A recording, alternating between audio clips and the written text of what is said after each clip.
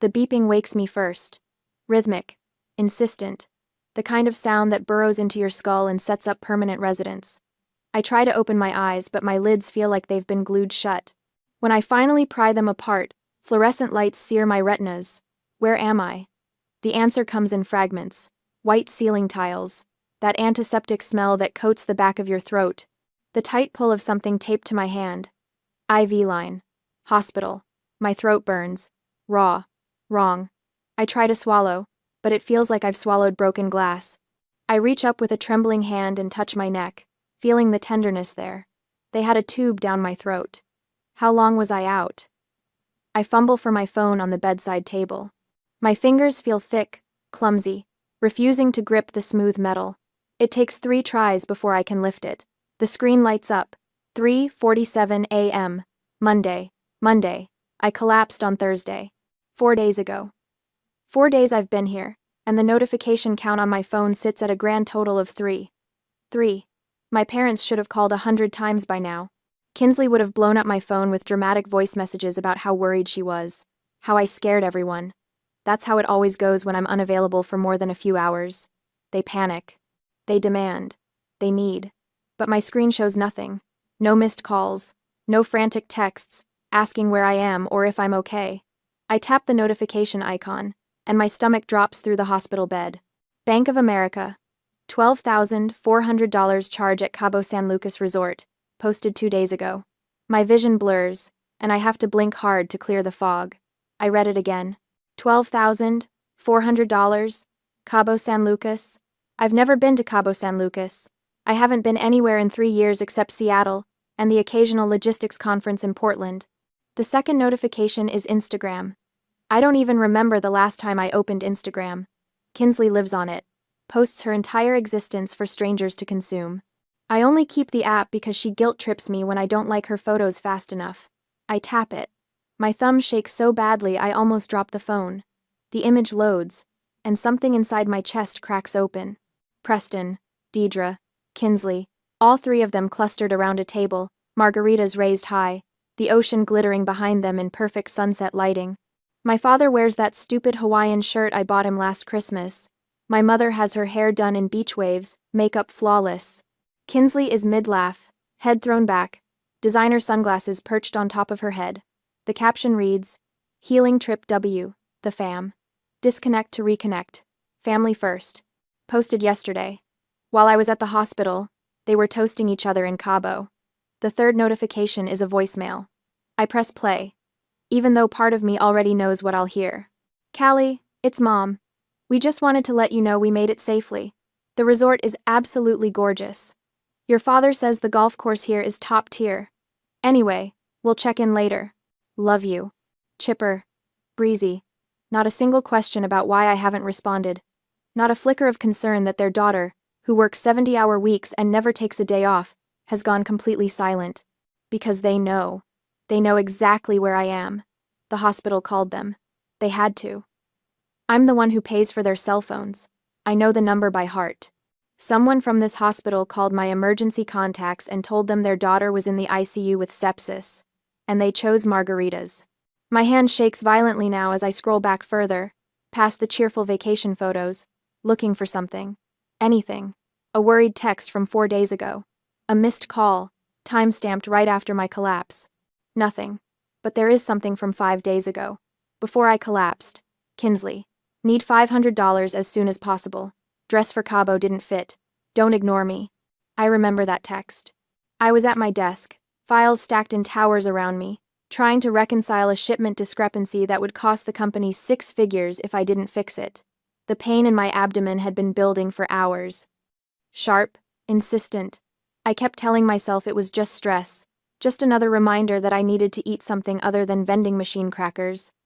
Kinsley's text came through, and I did what I always do, pulled up my banking app, hovered my thumb over the transfer button. The pain spiked then, white hot, blinding. I remember falling. The cold tile of the office floor against my cheek. My phone still clutched in my hand. Kinsley's text still open on the screen. I remember thinking, even as the edges of my vision went dark, that I needed to send the money first. Kinsley needed that dress. It was important to her. I couldn't let her down. I collapsed, trying to fund their vacation while my organs were shutting down. The door to my room opens and I expect a nurse. Instead, I see Aunt Lenore. She's the only one who came. Preston's older sister, the one who has been estranged from the family for 15 years, ever since she refused to co-sign a loan for one of his investment schemes. She looks exactly like I remember. Steel gray hair cut sharp at her shoulders, eyes that miss nothing. "You're awake." She crosses to my bedside, sets down a leather portfolio I recognize from her forensic auditing days. "Good, we have a lot to talk about." "How did you know I was here?" My voice is a wreck, gravel grinding against stone. "The hospital called me. You listed me as your primary emergency contact 2 years ago." She pulls up a chair, sits down like she's settling in for a long conversation. "Smart move, sweetheart." I answered on the first ring. "And my parents?" Lenore's expression doesn't change, but something flickers in her eyes. Rage, maybe, or disgust. "They answered too." The words hit me like a physical blow. They answered? Preston told the hospital the vacation package was non-refundable. Said he had a networking golf tournament the next morning that he couldn't miss. "Your mother said you were probably being dramatic." Lenore leans forward. "They chose Cabo over you, Callie. Consciously, deliberately." I should cry. I should feel something break. But instead, I just feel cold. A nurse appears in the doorway. Young. Kind-faced. "Miss Howard, do you want us to try calling your parents again?" "We can." "No." The word rasps out harder than I intended. The nurse blinks. I look at the Instagram photo one more time. My father's satisfied smile. My mother's perfect hair. Kinsley's carefree laugh. Then I hand my phone to Lenore. My grip is weak, but my intent isn't. "Block them," I whisper. "Block all of them." Lenore takes the phone. Studies my face for a long moment. Then she nods. "About damn time." The morphine fog lifts by noon, and with it comes clarity I'm not sure I want. Lenore has transformed my hospital room into something that looks like a crime scene investigation. Her leather portfolio lies open on the rolling table, papers fanned out in neat stacks. She's brought her laptop, the same ancient ThinkPad she used when she worked fraud cases for the state. "How long have you been tracking them?" I ask. 8 months. She doesn't look up from the screen. "Started the day Preston called me drunk, bragging about his high-yield investment strategy. Said he was bringing in 12% returns quarterly."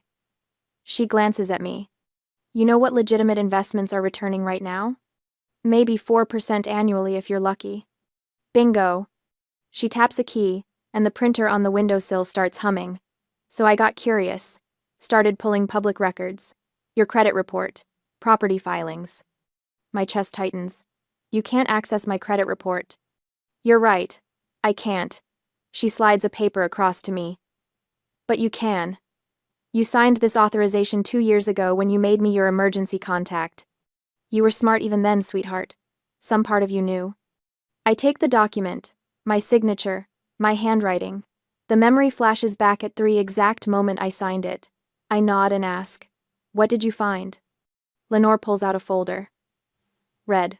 The color she always used for active fraud cases. "Your family doesn't have a CFO, Callie. They have you. Unpaid, unappreciated, and completely bled dry." She opens it. Preston hasn't held a legitimate job in 6 years. He calls himself a high-risk investment consultant, but what he actually runs is a small-scale Ponzi scheme. Takes money from new investors, uses your income to pay returns to old ones. The beeping of my heart monitor picks up pace. It gets worse. She pulls out another sheet. "This is a HELOC, home equity line of credit. Taken against your house 3 months ago. $60,000. The number doesn't make sense. I didn't take out a HELOC." "No, you didn't." Lenore's jaw tightens. "But someone did. Someone who forged your signature and had it notarized by someone who should lose their license." I stare at the document. The signature looks like mine. Close enough that a bank wouldn't question it. But I know I didn't sign this. I would never leverage my house. It's the only thing I own outright, the only safe place I have. "I can't prove this in court yet," Lenore says. "Not without more evidence. But I can prove it to you." She turns the laptop toward me, pulls up a video file. The thumbnail shows my kitchen. "Ring camera?" I ask. From your doorbell, the one that also covers your kitchen if the door's open. She hits play. The footage is from 7 weeks ago. I was at a conference in Portland that weekend. I remember because Kinsley complained I'd miss her birthday brunch. On screen, Preston sits at my kitchen table. Papers spread out in front of him. The HELOC documents. He's got a pen in his hand, practicing something on a legal pad. My signature. He does it over and over, checks it against something on his phone. Probably a photo of my real signature. Tries again. Deidre leans over his shoulder, watches. When he finally gets it right, she actually claps. The notary arrives 20 minutes into the video. A woman I've never seen before. She barely glances at the signature. Doesn't ask for ID, just stamps the document and takes her cash payment. Lenore pauses the video. That's felony fraud, bank fraud, identity theft, 10 years minimum if prosecuted federally. I can't look away from the frozen image. My father's satisfied smile, my mother's approval, the casual criminality of it. How much is left? My voice sounds distant, like it belongs to someone else. Of the $60,000? About $800. The air leaves my lungs. The rest went into Preston's investment scheme. He used it to pay returns to 3 separate investors who were getting nervous. Bought himself another quarter of looking legitimate. I think about the dress Kinsley needed. $500. There are 2 primary threats, Lenore says, switching into the clinical tone I remember from her investigator days. Preston is the financial predator. He'll bleed you until there's nothing left, then declare bankruptcy and leave you with the debt. Kinsley is the reputation leech. She'll destroy your credibility to preserve her victim narrative. What do I do? You purge. She pulls up a list on her phone. Every supplementary card in your name, every account they have access to, every automatic payment that touches your money. You cut it all off. Right now. No warning. No explanation. My hands shake. They'll lose their minds. Good. Lenore's eyes are hard. Let them. You're in a hospital bed because you worked yourself into sepsis trying to keep them comfortable. They're in Cabo drinking on your dime. You don't owe them a soft landing. She's right. I know she's right. But 32 years of conditioning doesn't evaporate because of one Instagram photo. Start with the cards, Lenore says. She hands me my phone, already open to my banking app. Lock them all. I navigate to the supplementary card management screen. 4 cards, Preston, Deidre, Kinsley, and one for Grandma Betty that I forgot existed. I tap the first one. Preston Howard. Status. Active. Last charge. $340 at a golf pro shop in Cabo. Yesterday. I select Lock Card. A confirmation screen appears. Are you sure you want to restrict this cardholder's access? My thumb hovers over. Confirm. He's at dinner right now. Lenore says quietly. Checked his Instagram story 20 minutes ago. Some oceanfront restaurant. Expensive place. He's probably trying to recruit new investors over lobster. I press confirm. Then Deidre's, then Kinsley's, then Betty's. 4 cards locked in 90 seconds. Now the fraud alerts, Lenore says. Call the credit bureaus. Tell them you're a victim of identity theft, and you need an immediate freeze. I make the calls. TransUnion, Equifax, Experian. It takes effort. My voice cracks, and I have to repeat myself twice to the automated system, but I do it. Each one seals another door Preston was using to access my financial life. Final step, Lenore says. The joint accounts. We don't have joint accounts. You have 3 accounts that list Preston Howard as an authorized user. He can't withdraw, but he can see every transaction you make. She pulls up the statements. He's been monitoring your spending patterns for at least 2 years. That's how he knew exactly how much he could take without you noticing immediately. The violation of it crawls across my skin. I remove his access from all 3 accounts. Lenore checks her watch. In about 20 minutes, your father is going to try to pay for dinner. His card will be declined. The waiter will probably cut it in half right there at the table, in front of whoever he's trying to impress. Good, I say. My phone rings before the word is fully out of my mouth. An unknown number. My family. Lenore reaches for it, but I stop her. I need to hear this. Need to know if there's any part of my family that's calling because they found out I was hospitalized. Any fragment of him that's actually my family instead of my accountant's. I answer. Put it on speaker. You made me look like a fool. My father's voice is pure rage. Not worried. Not concerned. Rage. The waiter cut up my card in front of clients. Do you have any idea what you've done? Not, are you okay? Not, we heard you were sick. Just fury that his access to my money got interrupted. Fix this, he demands.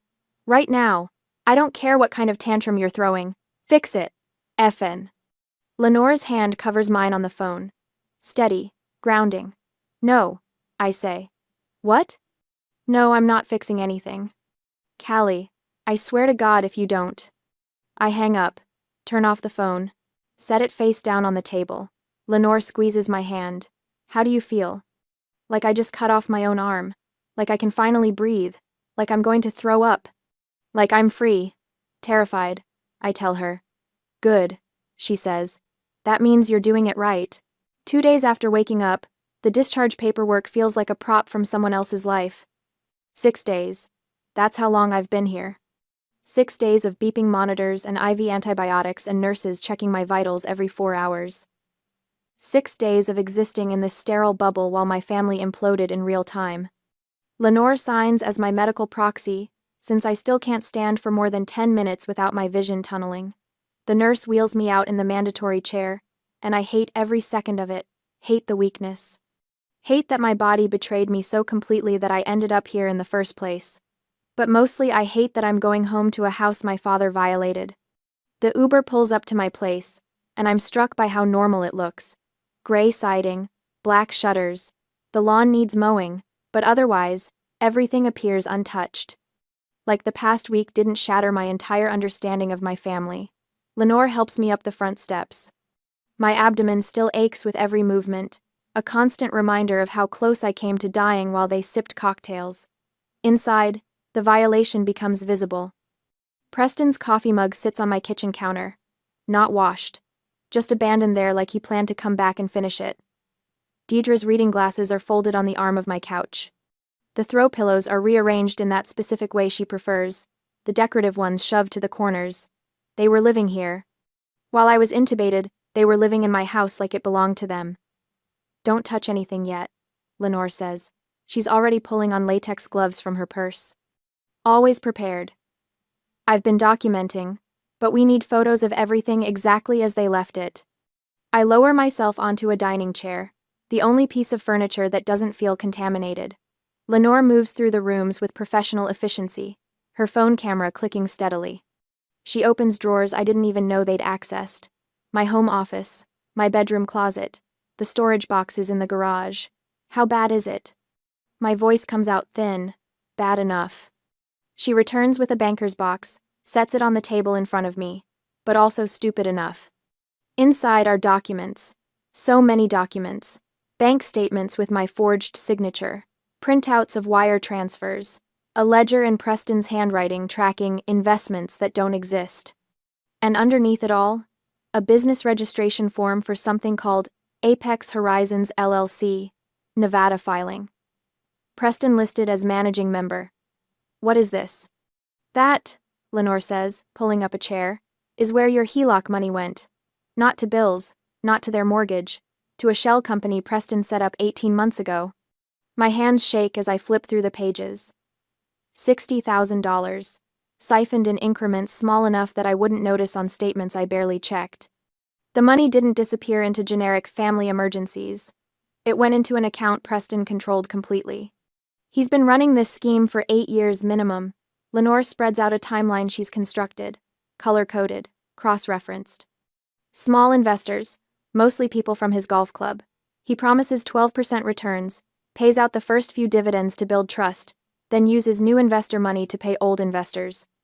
A Ponzi scheme. A Ponzi scheme. She taps the Nevada filing. This is the infrastructure. He thought Nevada's privacy laws would protect him. He thought you'd never look. I stare at the evidence. At the proof of my father's systematic fraud, laid out in neat columns. Part of me wants to feel shocked, but mostly I just feel cold. My phone buzzes. Grandma Betty. Again. She's called 4 times since yesterday. Left 3 voicemails that Lenore previewed for me, each one more aggressive than the last. The messages all follow the same script. I'm selfish. I'm cruel. I'm destroying the family over a misunderstanding. The felony fraud doesn't rate a mention. The phone buzzes again. I reach for it, but Lenore's hand covers mine. You don't have to answer. She'll just keep calling. Let her. But the buzzing continues. Insistent. Demanding. The same ringtone I assigned her years ago because she complained when I didn't answer fast enough. I pull my hand free and accept the call. Put it on speaker because I'm too tired to hold the phone. Finally. Grandma Betty's voice fills my kitchen, sharp and certain.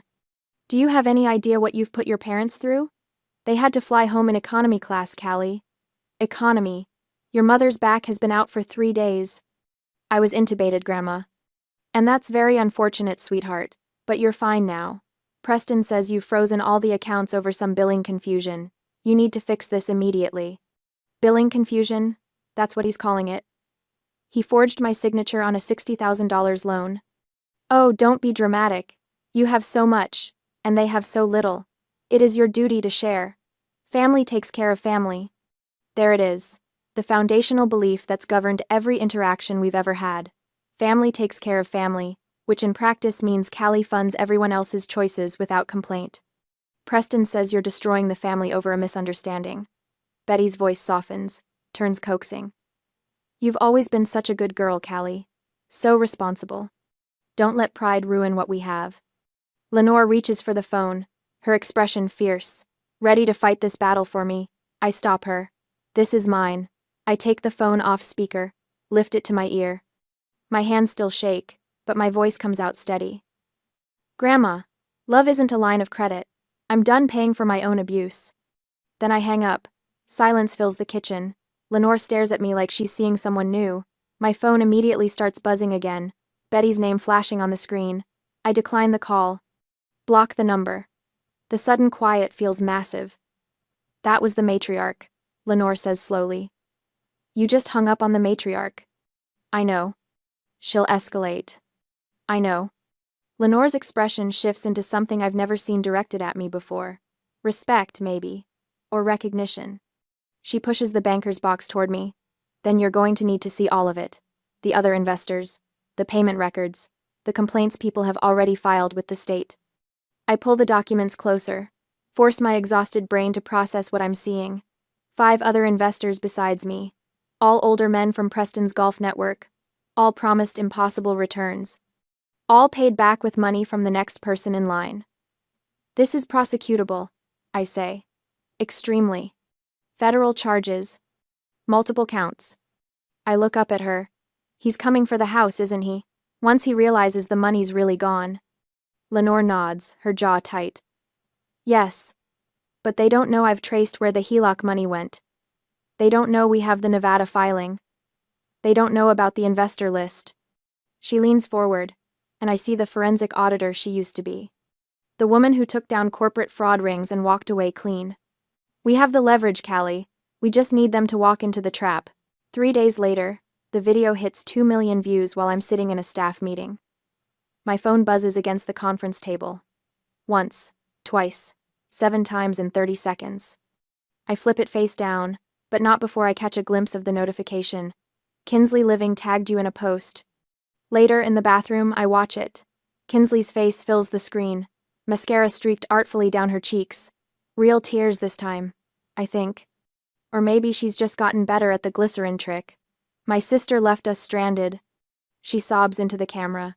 We had nothing, no way home. She cut us off while we were in another country because she couldn't stand seeing us happy for once in our lives. The comments scroll faster than I can read them. Narcissist. Hope karma gets you. Your poor parents. By the end of the day, 3 coworkers have asked if I'm okay. By the end of the week, my boss pulls me aside to discuss personal matters affecting workplace perception. Professional damage. Mounting. Exactly what Kinsley intended. 2 weeks after the video goes viral, Preston's lawyer sends the demand letter. Lenore brings it to my apartment on a Tuesday evening. I'm heating up soup I won't eat, trying not to think about the fact that my LinkedIn inbox is full of messages from people who've seen Kinsley's performance. Tenants' rights. Lenore reads aloud, her voice flat. He's claiming a verbal lifetime lease based on, quote, Decade of continuous residency and property management, unquote. I set down my spoon. He what? It's a stalling tactic. Ties the house up in court for years while he lives there rent-free. She flips to the next page. His lawyer is decent. Not great, but decent enough to make this expensive for you. The number at the bottom of the estimate makes my stomach turn. Legal fees, court costs. Years of my life spent fighting while Preston plays victim and Kinsley racks up views. I think about the Instagram photo. Ask. The margaritas. My father's satisfied smile while I was intubated. What do we do? Lenore looks at me over the top of the letter. We let him think he's won. The mediation happens in a conference room that smells like burnt coffee and desperation. Gray walls, gray carpet. A table so aggressively neutral it might as well not exist. Preston arrives first, lawyer in tow. He's wearing a suit I bought him 2 Christmases ago for a business opportunity that never materialized. Deidre follows, phone already out, probably texting Kinsley play-by-play updates. Kinsley herself slouches in last, filming everything on her phone until the lawyer makes her stop. I let my hands shake when I pour water from the pitcher. Spill a little on the table. Preston notices. Smirks. Callie. His voice carries that false warmth he uses when he wants something. We don't have to do this. We're family. I don't answer. Let my silence read as fear instead of fury. Lenore sits beside me, playing her part. Weary advisor. Tired of fighting. She's dressed down for this, wore her oldest blazer, left her forensic auditing credentials off the table tent with her name. Preston's lawyer starts talking. Demands. Concessions.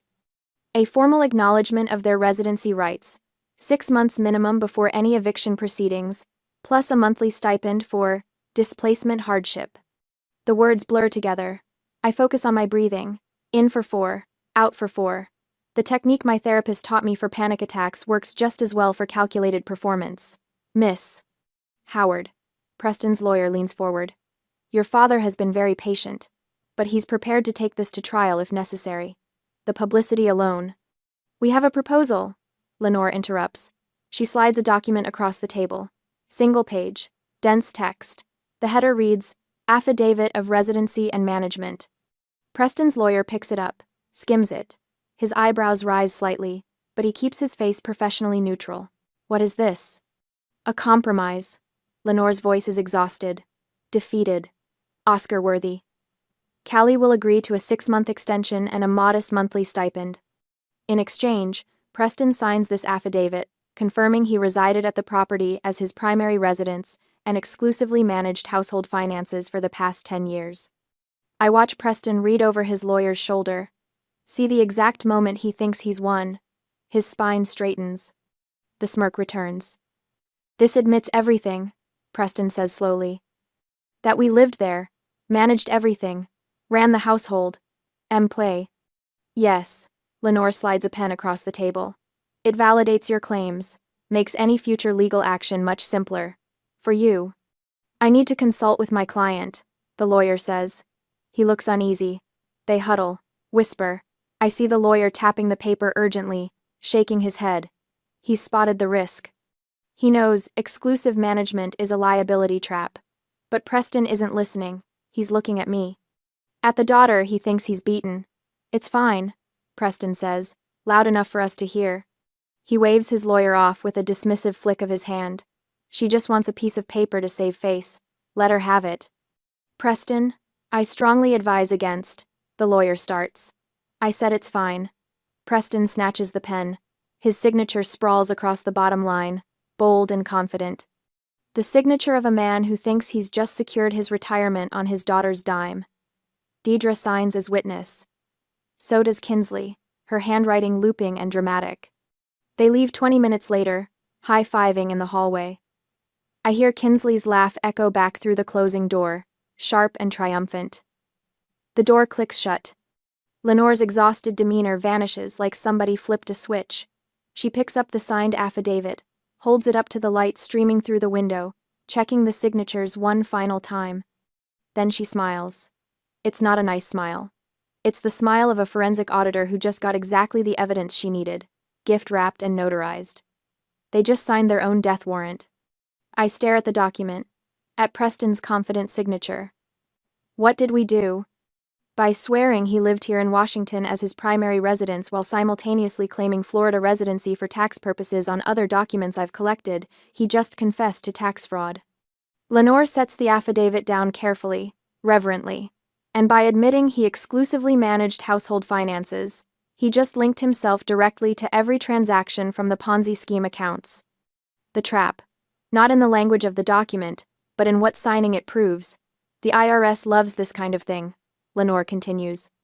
Clear documentation. Signed confession. No wiggle room. She slides the affidavit into her leather portfolio. We just armed the weapon. Now we wait for the right moment to fire. Outside, I hear Kinsley's laugh again. Celebratory. Victorious. She has no idea what her father just signed. Neither does Preston. But they will. The party planning starts 3 days after the mediation. I know because Kinsley posts about it. Victory celebration at the family estate this weekend. Sometimes you have to fight for what's yours. Family wins. Justice served. The family estate? My house? The one they're still illegally occupying while I pay rent on a studio apartment near the hospital because I can't stomach sleeping under the same roof? Lenore shows me the post over coffee at her place. I should feel rage. Instead, I just feel tired. Let them celebrate, Lenore says. She's wearing reading glasses, scrolling through something on her laptop. Hubris makes excellent seasoning. For what? She turns the screen toward me. It's a Reddit thread. The title reads, "Help me find proof my coworker's sister is lying about her narcissist story." My chest tightens. Who posted this? Sarah Chen from your logistics department.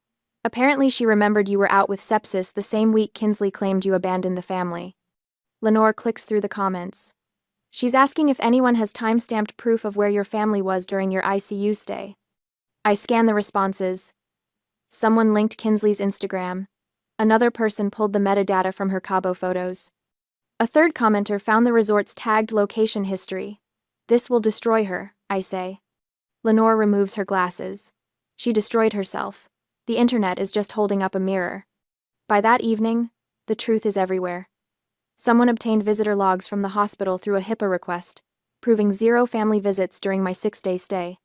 The timestamps on Kinsley's vacation photos line up perfectly with my intubation. The comments on her TikTok shift like a tide going out. You lied about everything. Your sister almost died and you were doing shots? This is actually sick. Get help. Her follower count drops by half overnight. By morning, 3 brand deals have issued public statements terminating their partnerships.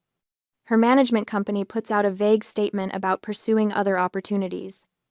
I watch it happen from Lenore's couch, coffee going cold in my hands. I should feel vindicated. Instead, I just feel hollow. They're coming tomorrow, Lenore says. She's on her phone, typing rapidly. Preston just confirmed. 2 p.m. For what? Final settlement meeting. I told him you're ready to surrender the house entirely. She looks up, smile sharp. He thinks he's won. The next afternoon, I arrive at Lenore's office building downtown. It's all glass and steel, the kind of place that smells like expensive carpet and quiet money. Preston's leased Range Rover is already in the parking garage. I recognize it by the investor lifestyle bumper sticker he slapped on the pristine bumper tacky, just like him. My hands shake as we ride the elevator up. Lenore squeezes my shoulder once, brief and firm. Remember, she says, you're not the one who should be afraid. The conference room is smaller than I expected. Preston sits at the head of the table, legs spread wide, taking up space like it's his birthright. Deidre perches beside him, fresh manicure drumming against the wood. Kinsley slouches in the corner, phone face down for once. Her eyes are red. No lawyer this time. Interesting. Where's your counsel? Lenore asks, arching a brow. Preston waves a hand dismissively. At $400 an hour just to watch me accept your surrender? I don't think so. I can handle a simple property transfer. Lenore smiles.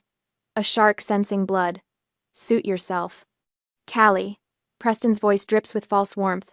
Good to see you being reasonable about all this. I don't respond.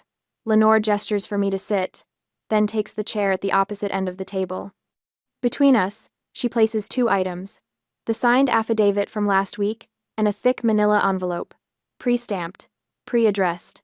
Internal Revenue Service, Criminal Investigation Division. Preston's eyes flick to it. Something crosses his face. Not quite fear yet, just calculation. What's that? Deidre asks. Lenore folds her hands. Insurance. She opens a leather folder. Inside are two subfolders, labeled A and B. She slides folder A across the table. This contains Ring camera footage from Callie's kitchen showing you, Preston, practicing her signature. 47 attempts before you got it right. She taps the folder. It shows the notary arriving, shows you forging the HELOC documents. That's bank fraud, identity theft, 10 to 15 years in federal prison. Preston's face drains. That's not what that is. I was just... The notary already cooperated with authorities. He's willing to testify in exchange for a reduced sentence on his other cases. Lenore doesn't raise her voice. Doesn't need to. Folder A goes to the FBI if you walk out that door without signing the voluntary surrender. Deidre makes a small sound, almost a whimper. Lenore slides folder B forward. This one's even better. Remember that affidavit you signed last week? The one where you swore under oath that you lived in Washington as your primary residence, while exclusively managing all household finances? Preston's hands curl into fists. That's interesting, because your Florida driver's license says you're a resident of Orlando. So does your tax return from last year. And the year before. And every year since 2016. She opens the folder, revealing page after page of documentation. You claimed Florida residency to avoid Washington's capital gains tax. But you just signed a legal document admitting you lived here. That's called tax fraud, Preston. I'll recant. His voice comes out strangled. I'll say I was confused. Then I mail both folders to federal investigators and you get charged with perjury on top of everything else. Lenore leans back. But wait, there's more. She pulls out another set of papers. Financial ledgers, bank statements, names I don't recognize. By admitting you managed Callie's household finances, you legally tied yourself to every account that received funds from her income, including the Nevada Shell Company, including the investment scheme accounts. She spreads them across the table like a poker hand. We have 12 investors ready to file complaints. We have wire transfer records. We have your signature on documents promising returns you knew you couldn't deliver. Those were legitimate investments, Preston says, but his voice cracks. Then you won't mind explaining them to a grand jury. Silence fills the room like water rising. Deidre is crying quietly. Kinsley stares at the table, motionless. Preston looks at me finally. Really looks at me. Callie, sweetheart, this is your aunt twisting everything. You know me. You know I'd never deliberately hurt you. We're family. His voice shifts, takes on that wheedling tone I've heard 1,000 times. We made mistakes. People make mistakes. But we raised you. We loved you. Doesn't that count for something? Once, that tone would have shattered me, would have pulled me right back into the cycle. Now I just wait for Lenore to finish. She taps the pre-stamped envelope. Here's how this works. You sign the voluntary property surrender right now. You vacate within 24 hours. I file a simple eviction on record. No criminal charges. You walk away with your freedom. Or, Preston asks, or you refuse, and this envelope goes in the mail the second you leave. FBI, IRS, every investor complaint filed simultaneously.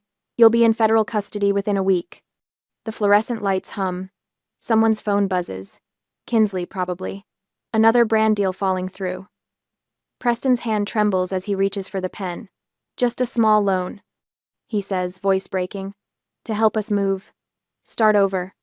$5,000. You have so much, Callie. Just $5,000. Every cell in my body recognizes this moment. The final test. The last chance for old patterns to reassert control. Old Callie would have checked her bank balance before he finished the sentence. I stand.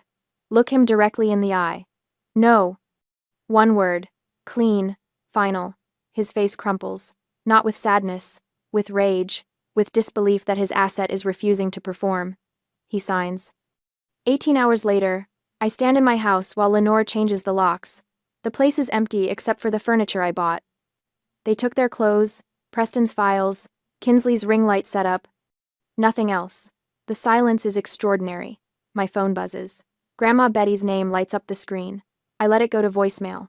already knowing what it'll say. Family betrayer. Ungrateful. Cold-hearted. I delete it without listening.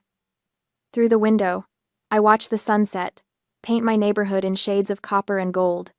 My abdomen still aches sometimes, phantom pain from the sepsis, but my chest feels light, free. The house sells 3 months after the eviction. I watch the closing documents slide across the table at the title company, my signature steady where Preston's once trembled. After paying off the fraudulent HELOC, there's no profit, just zero. A clean slate where contamination used to be. I take the last check and walk out into rain. My new apartment overlooks Puget Sound from the 3rd floor of a 1,970 building in Ballard. 800 square feet, 1 bedroom, a balcony barely wide enough for 2 folding chairs. It costs half what the house did, and when I wake up here, my chest doesn't feel like someone parked a truck on it. No ghosts, no debts, just mine. 6 months after the eviction, I meet the first grant recipient in a coffee shop near Pike Place Market. Her name is Rebecca, 28. Shaking hands, clutching a folder of financial documents she's afraid to open. My brother took out credit cards in my name, she says. I didn't know until collections called my work. I recognize the look in her eyes. The shame that doesn't belong to her but sits there anyway, heavy as a stone. You're not responsible for what he did, I tell her. You're only responsible for what you do now. She cries. I hand her tissues and the grant paperwork. $5,000. Enough for a security deposit and first month's rent somewhere he doesn't have the address. How did you stop feeling guilty? She asks. I think about that for a moment. The truth is complicated. Healing isn't linear. Some days I still wake up and reach for my phone to check if they've texted. But most days, I don't.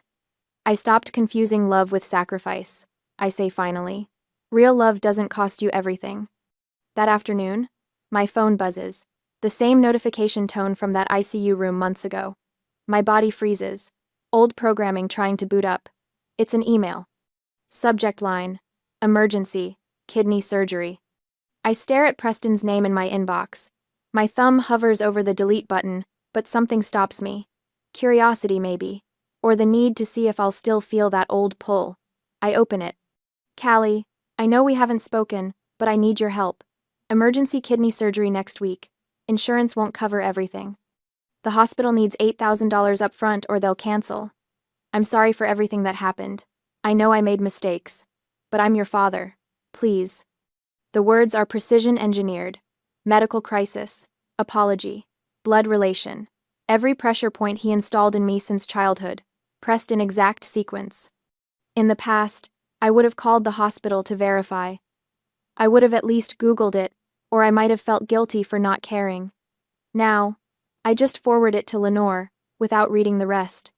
Her response comes back in 4 minutes. Outpatient procedure. Kidney stone removal. Insurance covers 100%. He posted about his minor procedure on Facebook yesterday with laughing emojis. I delete the email. No hesitation, no second thoughts, no knot in my stomach. I walk to my balcony with a cup of tea. The sound stretches out gray and restless under low clouds. A ferry cuts through the water, lights bright against the coming dusk. Seagulls wheel overhead, their cries sharp and clean. I breathe in salt air, exhale slowly. This is peace. Not the absence of noise, but the presence of boundaries. A fortress I built brick by brick, learning that walls aren't always meant to keep people out. Sometimes they're just meant to keep you safe inside. My journal sits on the small table. I open it to a blank page and write. Silence isn't an absence of noise. It's a fortress I built to protect my peace. Then, below it. They taught me love was sacrifice. I learned love is also boundaries. The sun breaks through the clouds for just a moment, turning the water gold. I close the journal and let myself smile. Not because everything is perfect, but because everything is finally mine.